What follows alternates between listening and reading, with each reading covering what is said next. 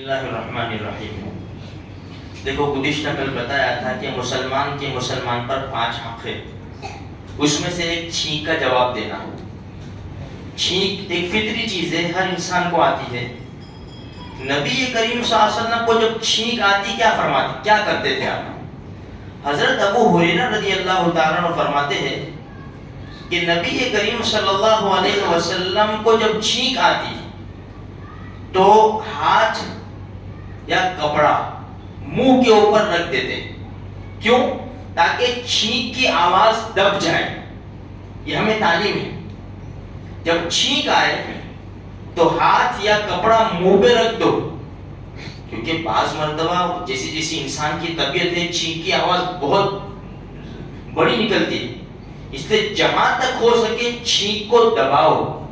بچوں کو بھی سمجھاؤ کہ بیٹا چھینک آئے تو کپڑا رومال جو بھی اپنے پاس ہو یا ہاتھ ہو رکھو، کیونکہ بعض مرتبہ کھانے بھی بیٹھتے ہیں، بچوں کو اتنی وہ نہیں ہوتا، چھینک آتی ہے تو سب چھینٹے اڑتے ہیں، چلو یہ تو گھر کا مسئلہ ہے تو چل جاتا ہے۔ لیکن اگر یہی مسئلہ اگر باہر آیا، کہیں ریسٹورنٹ میں کہیں ہوٹل میں کھانے بیٹھے ہیں، وہاں ایسا مسئلہ آیا تو اس میں ہمیں شرمندگی اٹھانی پڑے گی۔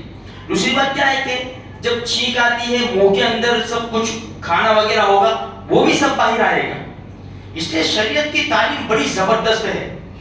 تو بھائی جب چھینک آتی تھی ہمارے نبی صلی اللہ علیہ وسلم کو تو ہاتھ رکھتے یا کپڑا رکھ دیتے تھے، اس کی آواز بھی دب جاتی تھی، اور پھر وہی الحمدللہ کہے اور سامنے والا یہ رحمک اللہ جواب دے تو ایک چھینک ہے۔ دوسری ہے بھائی بگاسا، جمائی، جس کو جمائی کہتے تھے، بگاسا۔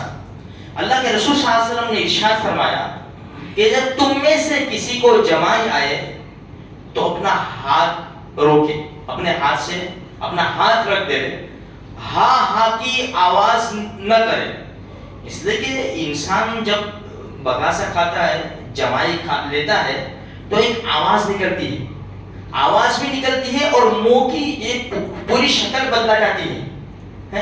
اس لیے بہتر طریقہ یہ ہے کہ بھائی جب جمائی آوے، بگاسا آوے تو ہاتھ منہ پہ رکھ لے۔ میں اس لیے بگاسا کے ساتھ جمائی کے ساتھ بگاسا بھی بول دیتا ہوں، یا بگاسے کے ساتھ جمائی، کہ کوئی ایسا نہ سمجھے جمائی یعنی اپنا داماد، جیسے وہ مولوی صاحب کا قصہ ہے، مولوی صاحب نے بیان کیا بھائی جمائی آئے، بگاسا نہیں بولے ساتھ میں، جمائی آئے تو اپنے منہ پہ ہاتھ رکھ لے۔ تو اور سب عورتیں مستورات بھی تھی، کچھ دنوں کے اندر ان کا جمائی آ گیا تو ساسو ماں نے تو منہ کے اوپر ہاتھ رکھ لیے۔ بھائی کیا ہوگا تمہارے کو، تو تمہارا داماد ایسے بڑھنا، کل ہی میں نے بیان، ابھی 2-3 دن پہلے ہی میں نے بیان سنا تھا، مولوی صاحب نے کہا جب جمائی آئے نا تو منہ کے اوپر ہاتھ رکھ لو۔ وہ اللہ کی بندی، یہ جمائی نہیں، جمائی یعنی بگاسا، جو انسان کھاتا ہے نا بگاسا، وہ تو خیر۔ تو جب جمائی آئے تو ہمیں تعلیم کیا ہے کہ ہاتھ رکھے، بچوں کو ضرور بتاؤ، اس لیے کہ حدیث میں آتا ہے کہ جب بگاسا انسان کھاتا ہے اور ہاتھ نہیں رکھتا تو شیطان داخل ہو جاتا ہے۔ اب وہ کون سی شکل ہو سب جانے دو، لیکن حدیث میں یہ کہ شیطان داخل ہو جاتا ہے اور ہاں ہاں کی بھدی آواز آتی ہے، صورت بھی بدل جاتی ہے۔ اس لیے میرے بھائیوں دیکھو، ہم جس جگہ رہتے ہیں چھوٹے چھوٹے مکان، اپارٹمنٹ ہوتے ہیں، آمنے سامنے سب ہوتے ہیں، تو اس کی تھوڑی یعنی اچھی طرح یہ کرے کہ بھائی ایسا نہیں کہ جب انسان ایک باہر کھڑا ہوا ہے کیا ہے یار، بعض مرتبہ کیا ہوتا ہے، دیکھو یہ تو خیر ہم ہنس لیتے ہیں، یہ مکان وغیرہ ہوتے ہیں نا، انسان صبح اٹھتا ہے، بیڈ میں سے اٹھتا ہے 8-9-10 بجے، جب بھی سیدھا گیلری میں، چھجے میں، گیلری میں نکل جاتا ہے، اب پورا بدن ننگا ہوتا ہے، لنگی بینی ہوتی ہے۔